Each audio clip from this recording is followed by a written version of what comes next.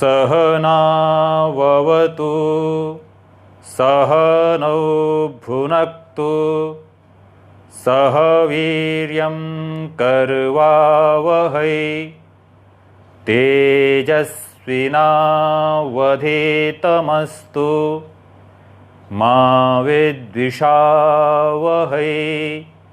मा विद्विषावहै मा विद्विषावहै। संस्कृत अध्येताओं को गुरु पूर्णिमा पर्व की हार्दिक शुभकामनाएं। मैं अपने उन सभी गुरुजनों के प्रति श्रद्धावनत होकर के उनके चरणों में विनम्र पूर्वक प्रणामांजलि प्रस्तुत करता हूँ। जिन गुरुजनों के चरणों में बैठकर के मुझे शास्त्रों का पढ़ने का सौभाग्य मिला है, इस क्रम में अनेकों गुरुजनों के प्रति मैं अपनी श्रद्धा अभिव्यक्ति करता हूँ। आप सभी मित्रों का पुनः वरेण्यम चैनल में हार्दिक स्वागत है। इस संधि को शुरू करने से पहले आप सभी लोगों से मैं एक प्रार्थना करना चाह रहा हूँ। यदि आप व्यंजन संधि को सही तरह से समझना चाहते हैं तो सबसे पहले आपको वर्ग का ज्ञान होना बहुत जरूरी है। वर्ग कितने होते हैं? 5। कवर्ग, चवर्ग, टवर्ग, तवर्ग और पवर्ग। अगर आपको ये ज्ञान है तो इसके बाद आपको एक चीज जाननी जरूरी है। प्रथम, द्वितीय, तृतीय, चतुर्थ और पंचम। ठीक है? क, ख, ग, घ, घ, ङ। ये याद रखना है आपको। च, छ, ज, झ, ञ, ट, ठ, ड, ढ, ण, त, थ, द, ध, न, प, फ, ब, भ, म। अगर आपको ये क्रम याद हो गया, इसे अच्छी तरह से यदि आपने आत्मसात कर लिया, यदि वर्ग के इन क्रमों को आपने सही तरह से कंठस्थ नहीं किया है, सही तरह से याद में नहीं रखा है, तो आप व्यंजन संधि को नहीं समझ पाएंगे।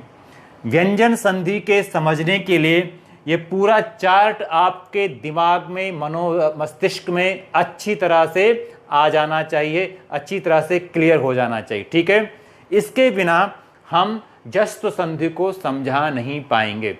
ये बात आपको समझ में आ गई है कि अर्थात इन वर्गों का जब तक हमें संज्ञान नहीं होगा, इन वर्गों के क्रम को जब तक हमें अच्छी तरह से कंठस्थ नहीं होगा, तब तक हम जस्त्व संधि आदि व्यंजन संधि को नहीं कर पाएंगे। ठीक है?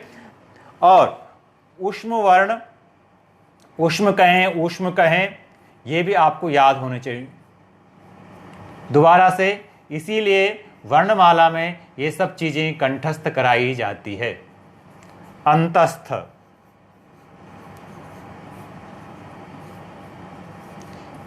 य, व, र और ला।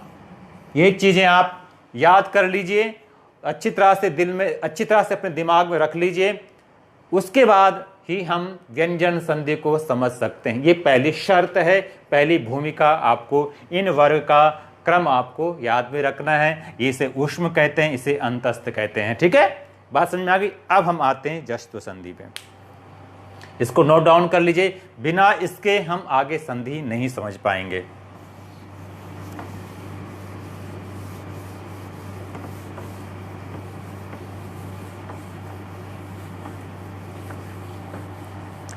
अब यहां पर जो परंपरागत ढंग से व्याकरण पढ़ते हैं उनको पता है झल किसे कहते हैं। अब यहां पर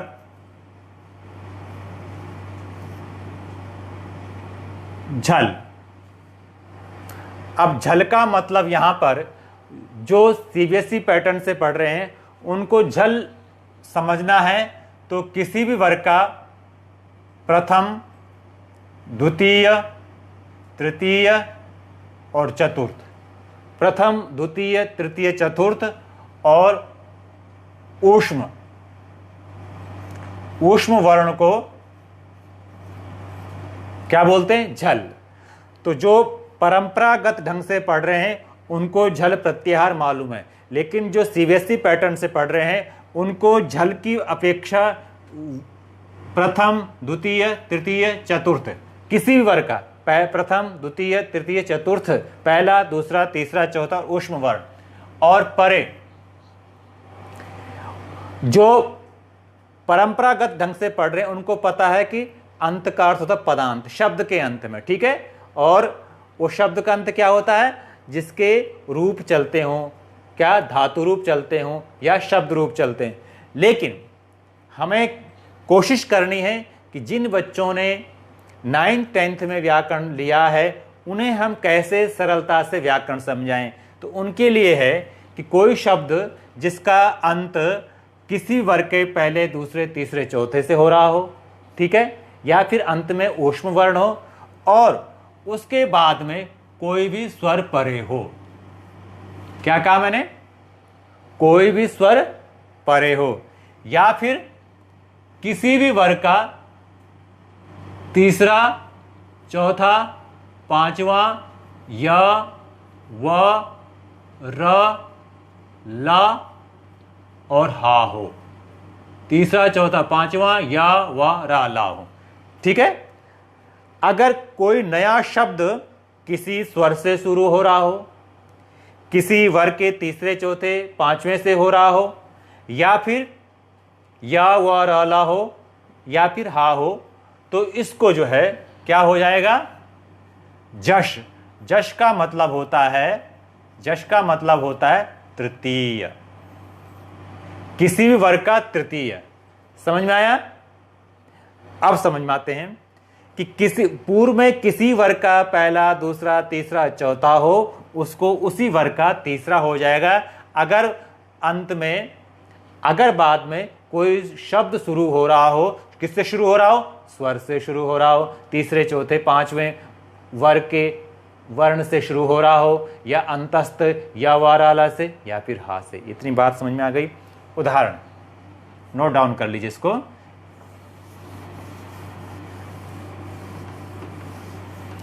अब हमने कहा उदाहरण के लिए एक शब्द है वाक और प्लस ईश।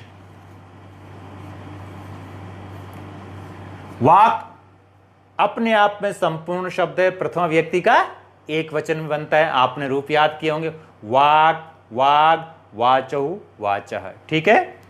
तो अंत में क्या है? बाद में क्या है? स्वर से प्रारंभ होने वाला शब्द, तो ये का। अब आते हैं का पर। का वर्ण किस में ढूंढना है? वर्ग में। कौन सा? क वर्ण का कौन सा वर्ग है? का वर्ग। का वर्ग का कौन से नंबर का है? प्रथम। इस प्रथम, द्वितीय, तृतीय, चतुर्थ को क्या हो जाएगा? तृतीय। तो का वर्ग का तृतीय क्या है? गा। तो क्या बन जाएगा? वाग और ईश बनाएगा आपका वागीश। समझ में आ गया? अब मैं एक उदाहरण और देता हूं आपको ताकि आपकी अच्छी प्रैक्टिस हो जाए। इसको और नोट डाउन कर लीजिए। उत, उत, और प्लस देश्यम।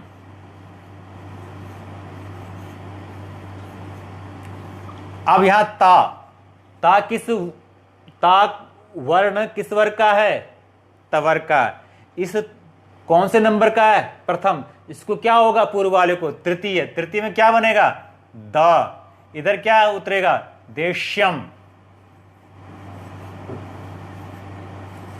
ये क्या बन जाएगा वर्ण संयोग करके? उद्देश्यम। ठीक है। या फिर इस प्रकार से भी आप लिख सकते हैं, उद्देश्यम। समझ में आ गया? अब मैं कुछ उदाहरण आपको दे रहा हूं, उन उदाहरणों को आप नोट डाउन कर लीजिए, उनकी प्रैक्टिस करेंगे तो आपकी ये संधि जस्ट संधि समझ में आ जाएगी।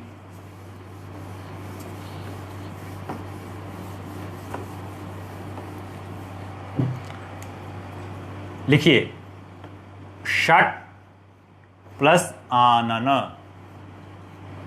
नियम याद रखें और समझते हुए चले जाएं।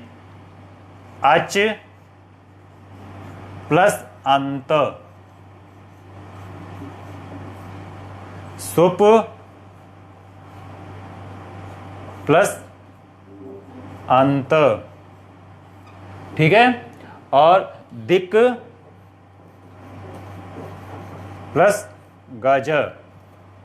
आप संस्कृत पढ़ रहे हैं तो विसर्ग लगा लीजिए। ठीक है। अब ऐसे ही बन जाएगा षट प्लस एव। ठीक है। एक दो उदाहरण और दे दूं? चलो दे देता हूं। जगत प्लस ईश। ठीक है। आगे समझ में? और कोई दिक्कत? अब एक आध उदाहरण और दे लिख लेता हूं, यहां लिख लीजिए। दिक प्लस अंबर, अंबरह। इतने उदाहरण आप जस्त संधि के पहले भेद के कर लेंगे। ठीक है। ये हो गया आपका पहला भेद। अब मैं मिटा देता हूं, आपने लिख लिया होगा, शाबाश। इसकी प्रैक्टिस कर लीजिए, तृतीय कर दीजिए और संयोग कर लीजिए, जस्त संधि आपकी हो गई। इतनी सी बात आपको याद रखनी है। तब जस्त संधि का झलाम जस, झलाम जस झसी।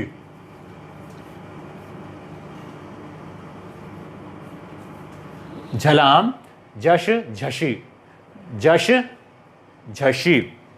अब यहां पर देखिए, जो परंपरागत ढंग से पढ़ रहे हैं उनको पता है झलाम का मतलब क्या? किसी भी वर्ग का।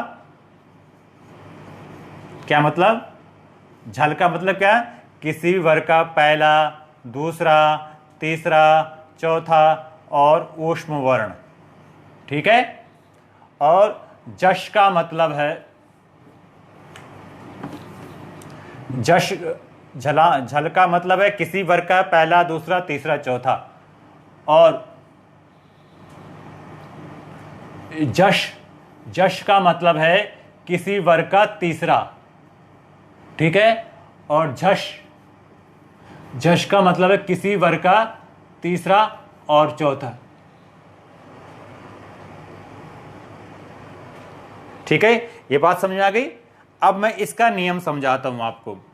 अगर पहला जो जस्त संधि का नियम था वो शब्द के अंत में था, अर्थात शब्द का समापन हो रहा हो और उस समापन में आपको देखना था, लेकिन यहां पर आपको क्या करना है? ये शब्द के मध्य में है। इतनी सी बात आपको याद रखनी। किसमें के है? मध्य में। शब्द के मध्य में ये सूत्र, ये नियम जस्त संधि का काम करेगा। ठीक है। कहां काम करेगा? ये मध्य में, बीच में। तो क्या नियम है? किसी भी वर्ग का पहला, दूसरा, तीसरा, चौथा और ऊष्म वर्ण हो। ऊष्म में क्या आते हैं? तालव्य श, मूर्धन्य श, दंत्य स और हा। तो उसके स्थान पर क्या हो जाएगा? तीसरा हो जाएगा। उसी वर्ग का तीसरा हो जाएगा। यदि परे क्या है? तीसरा या चौथा है। तीसरा या चौथा वर्ण परे होगा, बाद में होगा, तो इसके स्थान पर क्या हो जाएगा? तीसरा। इतनी बात समझ आ गई, नोट डाउन कर लीजिए, शाबाश।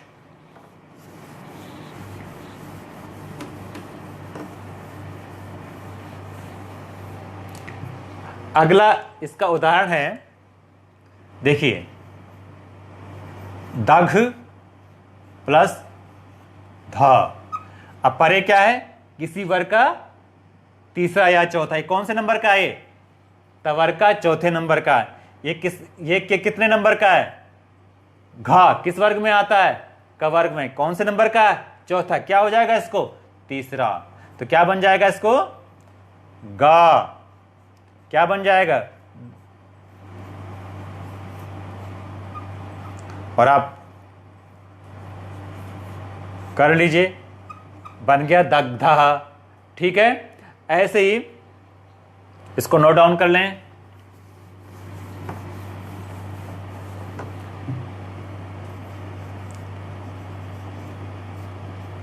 ये कौन से नंबर का है? चौथे नंबर का है। ये धा कौन से नंबर का है? चौथे नंबर। क्या हो जाएगा? तीसरा। किसका? तवर्ग का तीसरा। वर्ग याद होंगे आपको, मैं बार बार नहीं कराऊंगा। द धी। क्या बन जाएगा? वृद्धि। ठीक है, समझ में आया? बहुत सुंदर। कुछ उदाहरण आप लिख लीजिए, जिन उदाहरणों को मैं आपको अभ्यास के लिए दे रहा हूं। लभ प्लस ध। ठीक है, आ रभ प्लस ध। सिद्ध प्लस धी। ठीक है,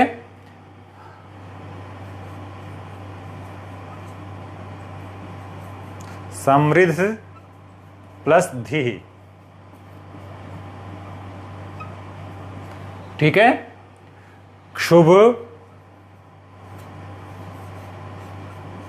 प्लस ध। ठीक है, एक दुघ प्लस धम। जितने उदाहरण या द्रोघ प्लस धा। इन उदाहरणों की आप प्रैक्टिस कर लें, और अगर आप प्रैक्टिस कर लेते हैं तो आपकी जश्त संधि, दोनों प्रकार की जश्त संधि आपको समझ में आ जाएगी। इन जश्त संधि में आपको कभी भी कोई दिक्कत नहीं आएगी। तो अब हम आज की जो है संधि, जश्त संधि, हमने दोनों ही इसके भेद को समझ लिया है। अब तीसरी जो संधि है आज की, अर्थात पांचवी संधि, उसका नाम है चरत्व संधि। ठीक है, दोबारा से मैं एक बात कहूँगा, जश्त संधि और पहले जो आप निश्चित्व और अष्टुत्व संधि पढ़ी है, उन सभी संधियों में आपको वर्गों को स्मरण करना बहुत जरूरी है। बिना वर्गों को कंठस्थ किए आप व्यंजन संधि को नहीं समझ पाएंगे। तो मेरी आप लोगों से रिक्वेस्ट है, प्रार्थना है कि आप वर्ण कितने नंबर का है इस वर्ग में, प्रथम, द्वितीय, तृतीय, चतुर्थ, पंचम, ये पूरा क्रम आपको कंठस्थ हो जाएगा, तो व्यंजन संधि करते समय आपको कोई दिक्कत नहीं आएगी। ठीक है, अब चलते हैं। अब देखो यहां पर खरीचा सूत्र है। खरीचा का भी वही नियम है कि किसी भी वर्ग का पहला, दूसरा, तीसरा, चौथा और ऊष्म वर्ण पर, ऊष्म वर्ण के स्थान पर क्या हो जाएगा? पहला हो जाएगा। इस पहले को क्या बोलते हैं? चर बोलते हैं। क्या बोलते हैं इसको? चर। ठीक है, प्रथम हो जाएगा। कब होगा? जब परे खर। खर का मतलब है पहला, दूसरा और ये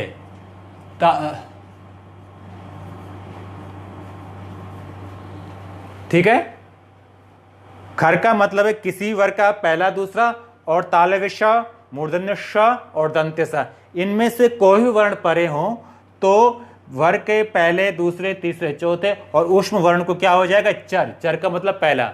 समझे? क्या होगा यहाँ पर? पहला। समझ में आया? अब मैं कुछ उदाहरण आपको देता हूं, उनको आप नोट। ये नियम समझ में आ गया? हाँ, चलिए, शाबाश। नियम आपको याद हो गया होगा कि यहां पर आप जैसे सद और प्लस कार, अब यहां पर क्या है? द वर्ग का तीसरा है, इसको क्या हो जाएगा? तीसरा। तीसरा क्या होगा?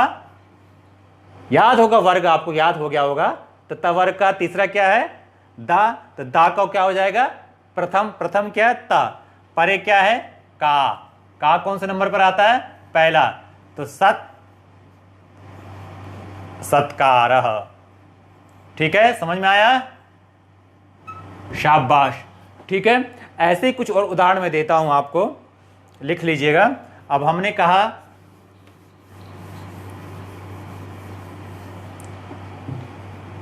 उद और प्लस साह। अब परे क्या है? खर। खर का मतलब किसी भी वर्ग का पहला, दूसरा या तालव्य श, मूर्धन्य श या दंत्य सा हो तो इनको क्या हो जाएगा? प्रथम। किस वर्ग में आता है? तवर्ग। तवर्ग का पहला क्या होगा? बोलो, ता।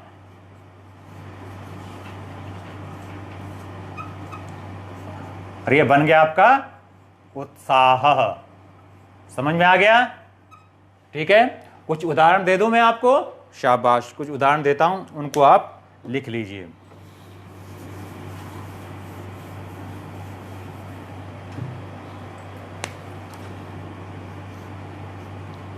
एतद पत्रम। ठीक है, अब लिखिए तद प्लस परः। ठीक है, दिग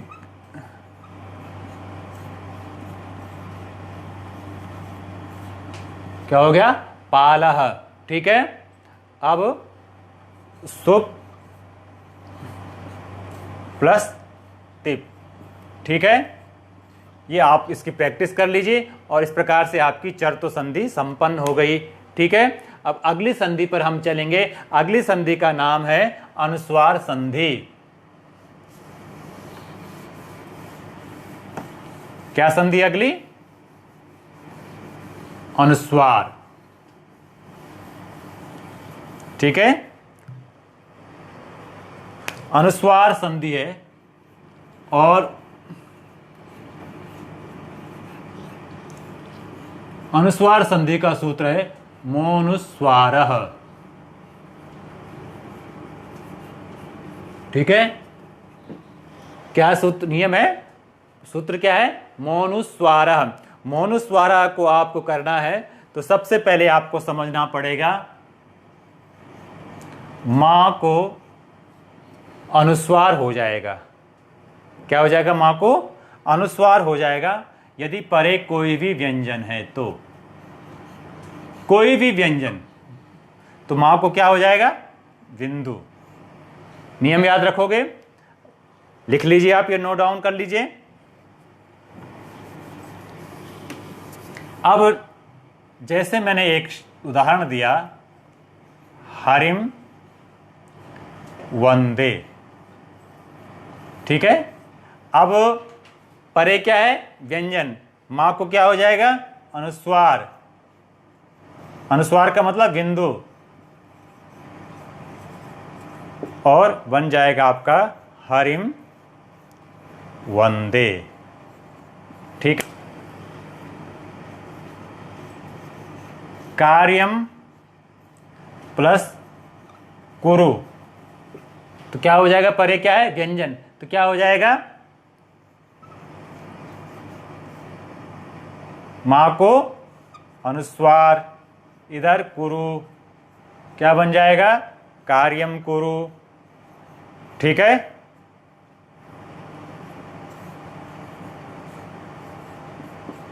लिख लीजिए, नोट डाउन कर लीजिए। लिखिए, उदाहरण लिखिए। सत्यम वद धर्मम चर पुस्तकम पठ। ठीक है, ग्रामम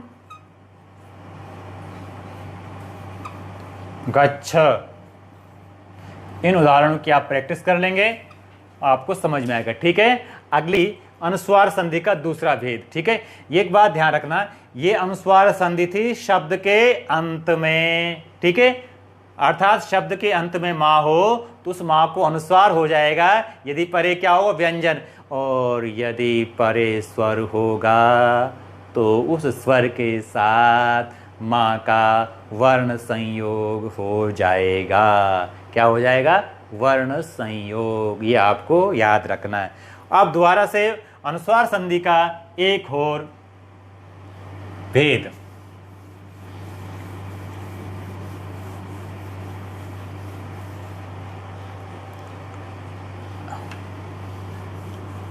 सूत्र लिख लीजिए, ये अनुस्वार संधि ही है।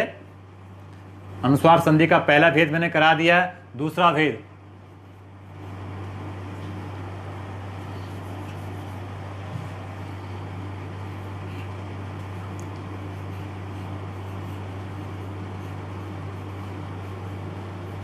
नश्चा पदान्तस्य झलि।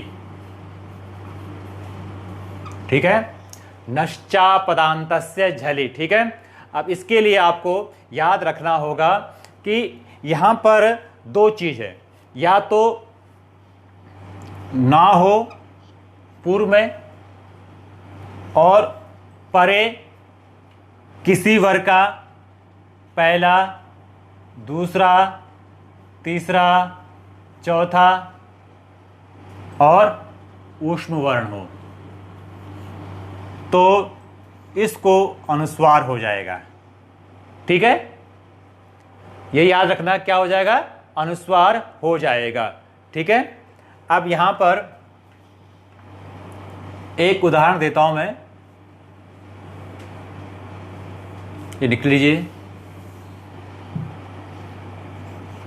ये शब्द के मध्य में यशान और प्लस सी। अब परे ऊष्म आ गया, ना को क्या हो जाएगा? बोलिए, अनुस्वार। और ये सी क्या बन जाएगा? यशांसी, यशांशी। ठीक है, एक उदाहरण था ना का और एक उदाहरण मैं देता हूं मां का। तो नश्चा पदान्तस्य झलि में ना का मैंने बता दिया मां। पूर्व में यदि मां है, परे किसी भी वर्ग का, क्या वही पहला, दूसरा, तीसरा, चौथा और ऊष्म वर्ण है तो इसको क्या हो जाएगा? अनुस्वार। क्या हो जाएगा? अनुस्वार। उदाहरण के लिए लिखो आप, नम, नम प्लस स्यति। आपने नम धातु को लिट लकार का रूप याद किया होगा, तो परे क्या है? ऊष्म है, तो मां को क्या हो जाएगा? अनुस्वार। ठीक है, और क्या बन जाएगा? नंश्यति। ठीक है, समझ में आ गया?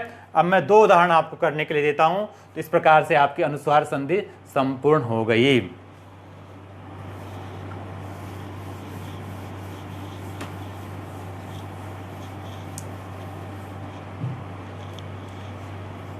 पयान प्लस सी, आ क्रम प्लस स्यते।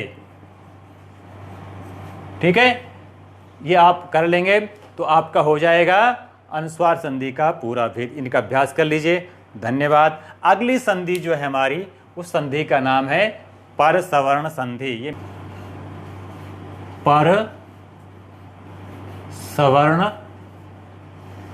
संधि। ठीक है, पर सवर्ण संधि को समझने के लिए सूत्र है आपका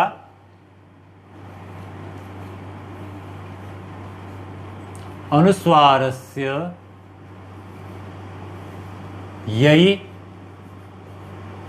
पर सवर्णः।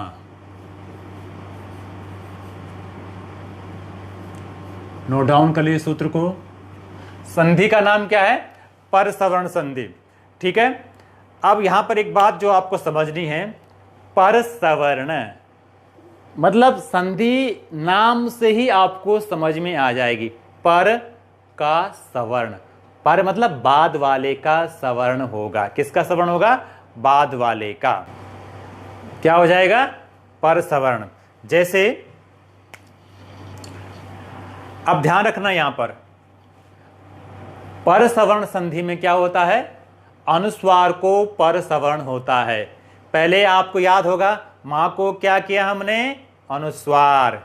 अब मां को जो अनुस्वार है पूर्व में अनुस्वार है, और बाद में यदि किसी भी वर्ग का पहला, दूसरा, तीसरा, चौथा और पांचवा और य, व, र, ल, ठीक है, किसी भी वर्ग का पहला, दूसरा, तीसरा, चौथा, पांचवा या य, व, र, ल हो तो इस अनुस्वार को पर सवर्ण हो जाता। मतलब बाद में जो वर्ण है, याद रखना क्या कहना चाह रहा, बाद में जो वर्ण है उस वर्ण को पता करना है कि वो वर्ण किस वर्ग में आता है। ठीक है, किस वर्ग, उसका पर सवर्ण अर्थात उसका पांचवा आप करोगे तो उसे कहेंगे पर सवर्ण में। यदि यहां पर कवर्ग का है तो यह कवर्ग का पांचवा हो जाएगा। यदि इधर चवर्ग है तो चवर्ग का यहां अनुस्वार को पांचवा हो जाएगा। टवर्ग है तो टवर्ग का पांचवा ना, तवर्ग है तो तवर्ग का पांचवा ना, पवर्ग है पवर्ग का पांचवा मां। समझ में आ गया? शाबाश, गुड। तो क्या हो जाएगा इसको? पर सवर्ण। ठीक है, समझ में आ गया? पर सवर्ण, इसको देखना है आपको। ठीक है, नोट डाउन कर लीजिए। अब मैं उदाहरण बताता हूं।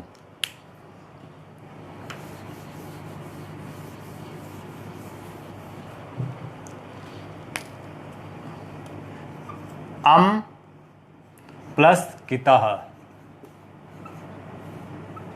अब यहां पर किस में आता है? कवर्ग। तो कवर्ग का पांचवा क्या बनेगा? अं, और इधर कितः तो बराबर क्या बन जाएगा आपका? अंकितः।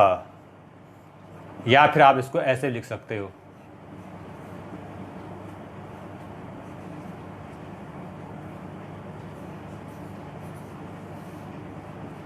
ठीक है। तो हम अधिकतम इस तरह से लिखते हैं, तो आप इस प्रकार से आप इसको लिख सकते हो। चलो शाबाश। ऐसे ही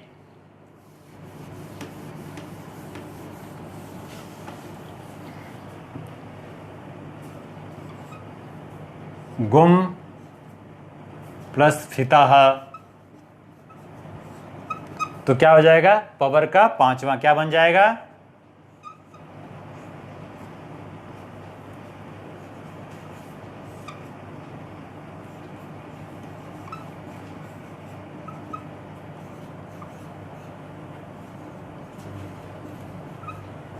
ठीक है, अब लिख लीजिए। उदाहरण में देता हूं।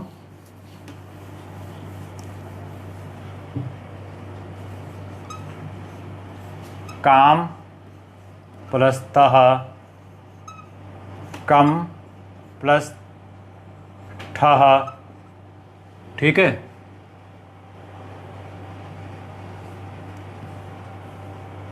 चलो। शाम प्लस तः, दम प्लस डः। ठीक है, इस प्रकार से आपकी ये अनुस्वार से यही पर सवर्णः संधि आपकी हो गई। ठीक, अगली संधि हमारी लत्व संधि। क्या संधि है? लत्व संधि। लत्व संधि का सूत्र है तोर ली। ठीक है। अब यहां पर तवर्ग को ला हो जाएगा यदि परे ला है तो। ठीक है। तवर्ग को ला हो जाएगा यदि परे ला है तो। जैसे तत् प्लस लीनः। क्या है? तत् प्लस लीनः। तो क्या हो जाएगा? तवर्ग है, तवर्ग को क्या हो जाएगा? ला और इधर लीनः। ठीक है। तो बन जाएगा आपका तल्लीनः। ठीक है। ऐसे ही एक उदाहरण और लिख लीजिए, मैं कर देता हूं। उद प्लस लेखः। ठीक है। तो क्या बन जाएगा? दा को ला, इधर उ, इधर लेखः। ठीक है। तो क्या बन जाएगा? उल्लेखः। ठीक है। समझ में आ गया? शाबाश। अगली संधि है आपकी शश छोटी। अब जिसको कहेंगे हम छत्व। क्या संधि का नाम देंगे हम? छत्व। और इसका सूत्र लिख लेंगे आप, शश छोटी। क्या सूत्र है? शश छोटी। अब यहां पर आपको विशेष याद रखना है कि सबसे पहले आपको रखना है कि पूर्व में किसी भी वर्ग का पहला, दूसरा, तीसरा और चौथा हो, उसके बाद शा हो। क्या विशेष क्रम याद रखना आपको? क्या हो? शा हो। और शा के बाद कोई स्वर हो। याद रखना, क्या हो? कोई स्वर हो, या फिर हा हो, या फिर या हो, फिर या फिर वा हो, या फिर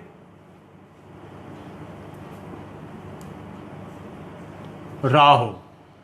तो इस छा के स्थान, इस शा के स्थान पर छा हो जाएगा।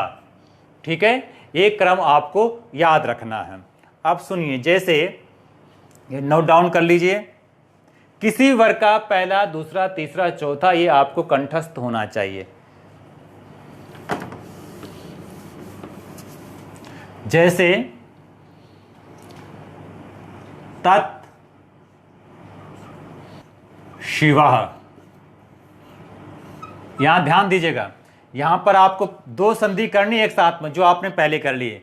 तो सबसे पहले यहां पर देखिए, यहां पर आपको वर्ग का पहला, दूसरा है, पहला है, और यहां पर शा, शा के बाद ई स्वर आता है, तो इस को बन गया छी। ठीक है। बन गया इस नियम से। इधर क्या है? तत्। अगर आपको पहली संधि याद, स्तोष्ट नष्टो, अगर चा और छा का संयोग हो तो तवर्ग को क्या हो जाएगा? चवर्ग। तो बन जाएगा आपका तच्छिवः। समझ में आया? पुराना नियम आपको याद होना चाहिए। ठीक है। ऐसे ही लिख लीजिए आप। और माना, क्योंकि अगर शब्द अंत में है तो उसको तीसरा भी हो सकता है। तो यहां पर सद और प्लस शीलः, ध्यान दीजिएगा। तो शश छोटी, अर्थात किसी भी वर्ग का पहला, दूसरा, तीसरा, चौथा हो तो इसको क्या हो जाएगा? छा। और ये बाद में क्या है? स्वर, शीलः। इसको क्या हो जाएगा?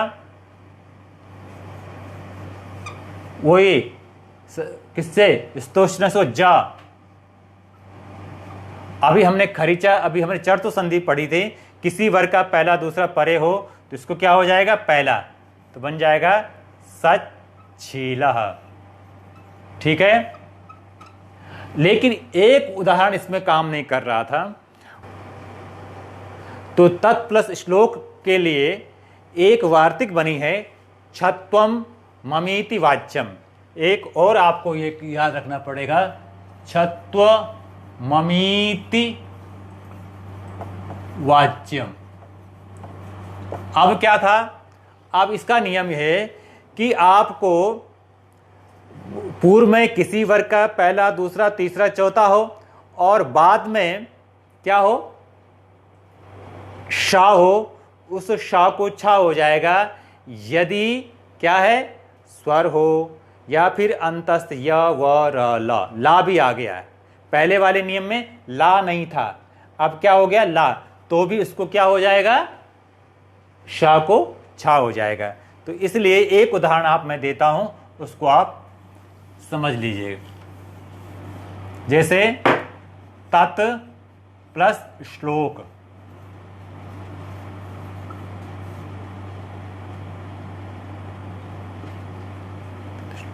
तत् प्लस श्लोकम। अब यहां पर देखिए, त इसको छलोकम, और इधर वही नियम, ता को चा, ये ता को क्या हो जाएगा, चा छलो कम। ठीक है, एक बात एक उदाहरण और कुछ उदाहरण मैं आपको लिख के देता हूं, उन उदाहरणों को आप कर लीजिए। पहला उदाहरण लिखता हूं, वाक प्लस शेते। ठीक है, दूसरा है श्रीमत प्लस शरत शरतचंद्र। ठीक है, अगला है ओत प्लस शायः। अगला है एतत् प्लस शिष्यम। इसकी आप प्रैक्टिस कर लें। ठीक है,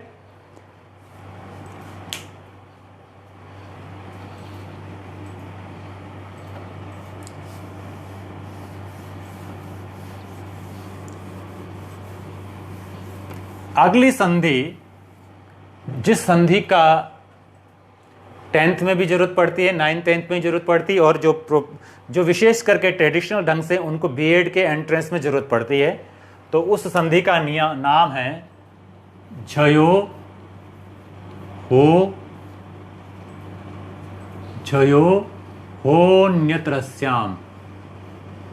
अन्यतरस्याम। ठीक है, इसको झयो होन्यत्रस्याम, इस सूत्र को लिख लीजिए आप। इसका नियम है कि किसी भी वर्ग का पहला, दूसरा, तीसरा, चौथा, ठीक है, ये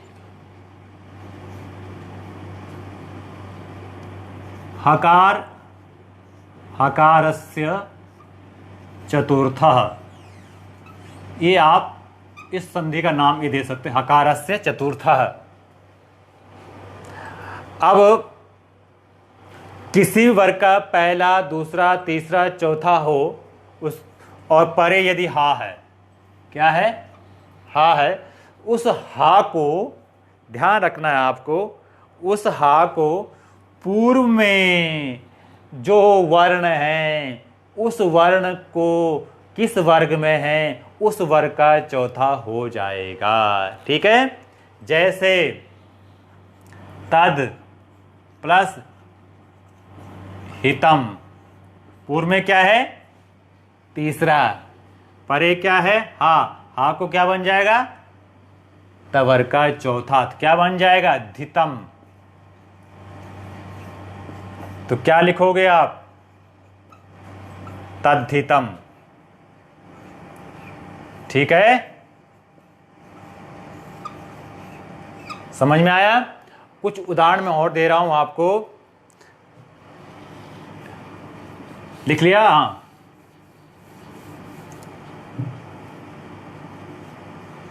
अज प्लस हलऊ। अब यहां क्या है, पूर्व में जा किस वर्ग का आता है? चा, तो क्या बन जाएगा? झलऊ। तो आज प्लस हल ज क्या बन जाए? आज चलो। कुछ उदाहरण करने के लिए देता हूं, उनको आप कर लीजिए प्रैक्टिस के लिए।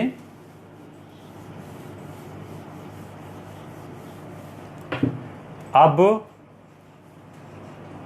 प्लस हानम,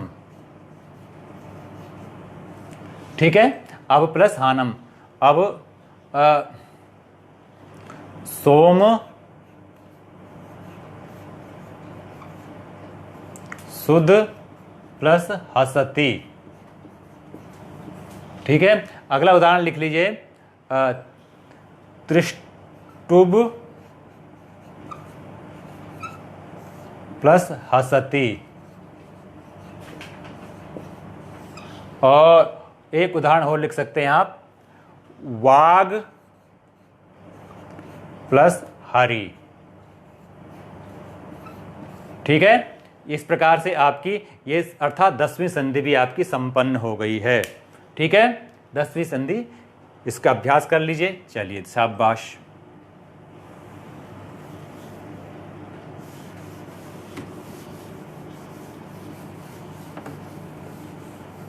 अगली संधि आपकी 11वीं संधि,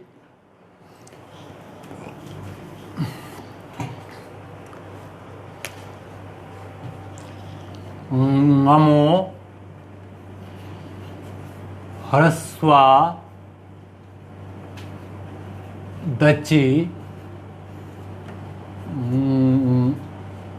नमो नित्यम। नमो ह्रस्वादचि गमुण नित्यम, इस सूत्र को आप लिख लीजिए। इसका नियम है, पूर्व में यदि ह्रस्व स्वर हो, ठीक है? क्या हो? पूर्व में ह्रस्व स्वर हो, और ह्रस्व स्वर के बाद ङा, णा और ना हो, ठीक है? और उसके बाद कोई भी स्वर हो, ठीक है? ना से पहले ह्रस्व स्वर हो और उसके बाद में कोई स्वर हो, तो कोई ङा को डबल गा हो जाएगा, ना को डबल ना हो जाएगा, ना को डबल ना हो जाएगा, ठीक है? शर्त क्या है? पूर्व में ह्रस्व हो और बाद में कोई भी स्वर हो, ठीक है? अब चलें,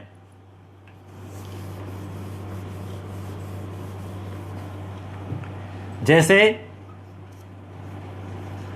प्रत्यंग प्लस आस्ते। ङा से पहले ह्रस्व आ है ना? अलग अलग करने की जरूरत है मुझे? कर देता हूं, चलो आप लोगों का। और परे कोई भी स्वर हो, तो इस ङा के स्थान पर डबल ङा हो जाएगा,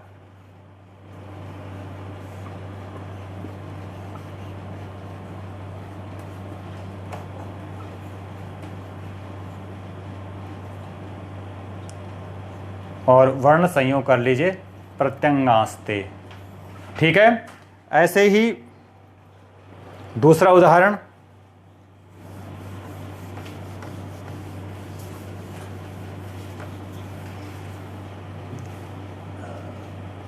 सु गण प्लस ईशः। अब यहां पर देखो, सु ग आ के बाद ऋणा, इधर कोई भी स्वर है, ई है, स्वर में आता है, तो ऋणा को क्या हो जाएगा? डबल ऋणा हलंत। तो सु ग और इधर ईशः, तो क्या बन जाएगा? सु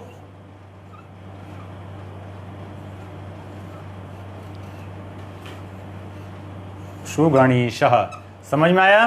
ऐसा ही एक उदाहरण और लिख लेते हैं।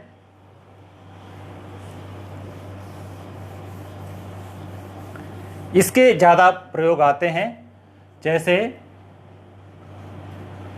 तस्मिन् प्लस इति। तो देखो, ई ना से पहले ह्रस्व स्वर, इति, ना को डबल ना, तो बन जाएगा तस्मी इति। मिलाओगे तो क्या बन जाएगा? तस्मिन निति।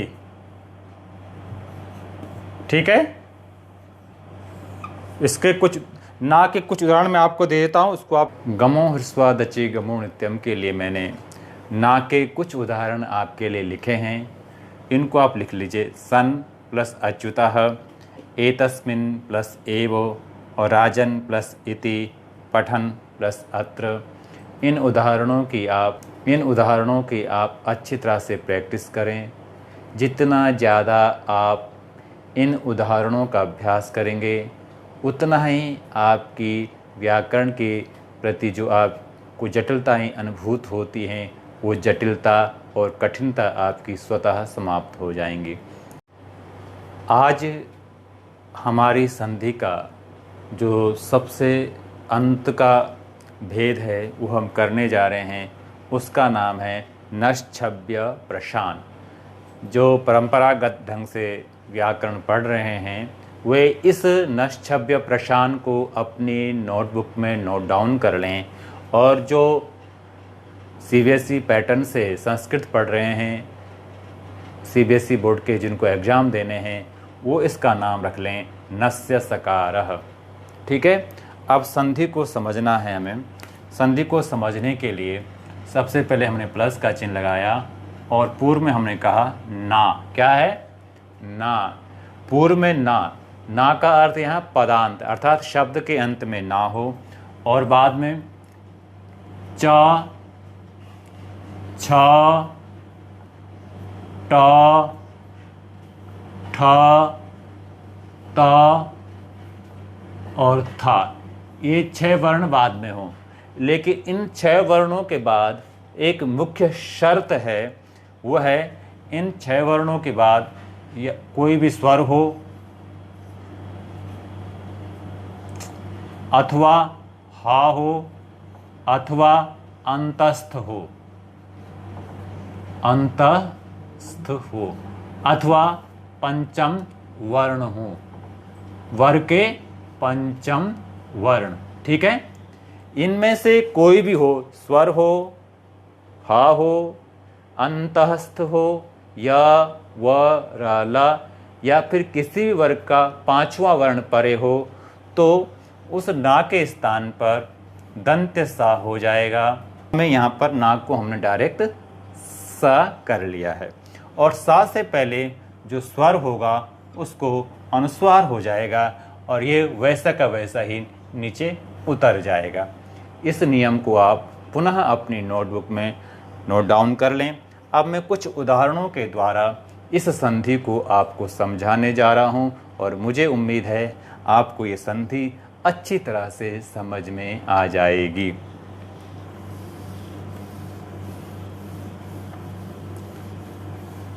पहला उदाहरण है कस्मिन् प्लस चित्। ठीक है?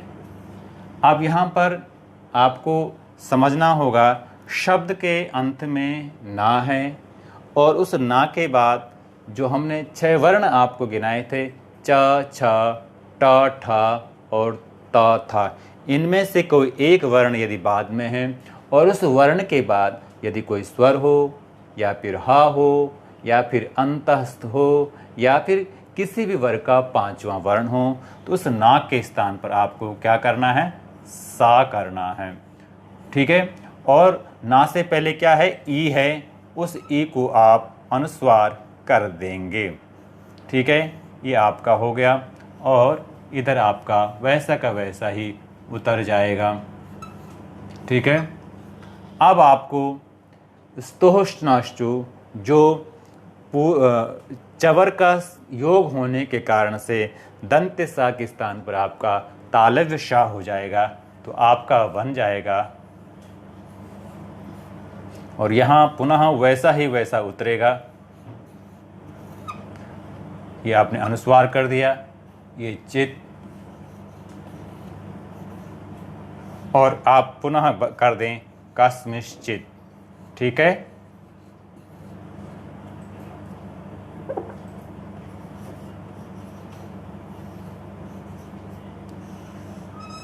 ये आपका उदाहरण आपका बन गया है। अगला उदाहरण मैं आपको देता हूँ, वो मैं टा और ठा में से एक दूंगा, उसको आप नोट डाउन, उसको भी आप समझ लें और इसकी आप खूब अच्छी तरह से प्रैक्टिस करें। अगला उदाहरण है गच्छन प्लस टीकते, गच्छन प्लस टीकते। अब यहाँ पर पूर्व का जो शब्द गच्छन है, गच्छन शब्द के अंत में ना है और बाद में उन 6 वर्णों में से एक होने के कारण से ना को क्या कर देंगे आप, दंत्य स कर देंगे। अब ना से पहले जो स्वर है उस स्वर को आप अनुस्वार कर देंगे, इधर हो जाएगा आपका टीकते। ठीक है, अब यहाँ पर दूसरा नियम करेगा काम स्टुनाष्टु। अगर टवर का संयोग हो, मूर्धन्य श का संयोग हो, तो दंत्य स को मूर्धन्य श हो जाता है और तवर को टवर्ग हो जाता है। ये नियम आपको अच्छी तरह से स्मरण है, इसलिए इस दंत्य स को हमने कर दिया मूर्धन्य श और ऊपर वाला बिल्कुल वैसा का वैसा ही नीचे उतर जाएगा। यहाँ पर अनुस्वार का अनुस्वार रहेगा, बाद में टीकते रहेगा। ये हमने लिख लिया है और पुनः हमारा बन गया गच्छंश टीकते। उम्मीद है आप लोगों को ये संधि समझ में आ रही होगी। ठीक है, गच्छंश टीकते। एक तवर का उदाहरण मैं और आपको लिख लूँ, उसको आप कर लें या नोट डाउन कर लें।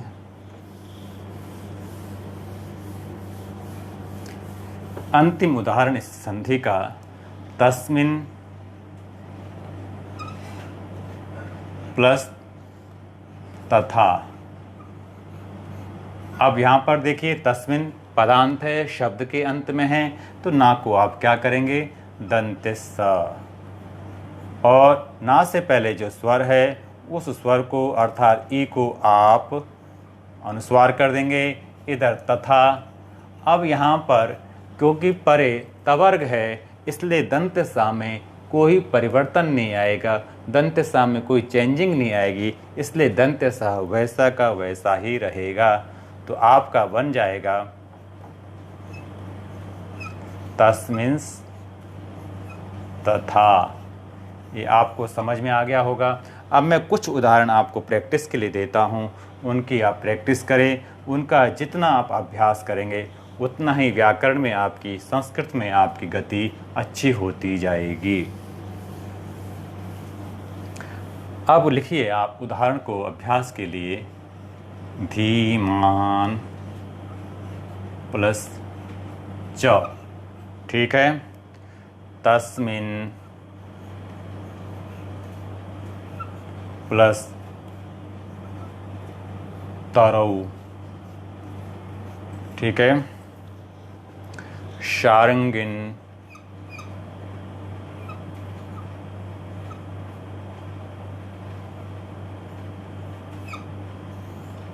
प्लस छिंदी।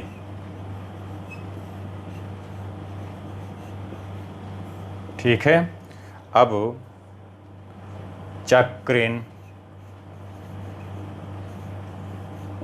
प्लस त्रायस्व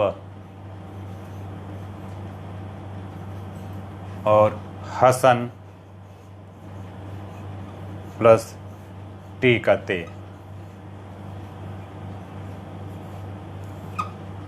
ये मैंने आपको 5 उदाहरण दे दिए हैं। इन उदाहरणों की आप अच्छी तरह से प्रैक्टिस कर लें और इस तरह से आज आपका व्यंजन संधि के 13 के 13 भेद संपन्न हो चुके हैं और मुझे पूरी उम्मीद है कि आपको व्यंजन संधि के सभी उपभेदों को आपने अच्छी तरह से आत्मसात कर लिया होगा।